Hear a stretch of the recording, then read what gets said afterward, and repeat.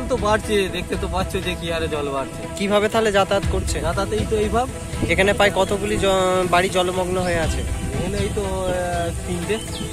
এরপরেও তো জল বাড়বে, তখন তাহলে কিভাবে যাতায়াত করবে? ভাবি যাতায়াত করতে হবে, তাছাড়া আর কি উপায় আছে? এটা কোন জায়গা? এটা বলুন নি। সরকার থেকে কিছু সাহায্য পেয়েছেন? সরকার থেকে কি সাহায্য করবে, ওই তো রাস্তা হয়নি।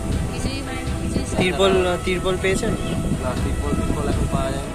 ঘর দুয়ার তো সব তো ডুবেই গেছে, আর চাষবাসও সব ডুবে গেছে, কিছু তো নেই আমাদের। তাহলে এবার আমরা কী করে থাকবো?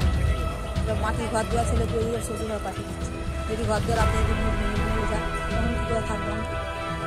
জল কি বাড়ছে? জল বাড়ছে তো, এমনি ছেলে দিকে সব বলছে শ্বশুর বাড়ি চলে যায়, নাহলে এবার আমরা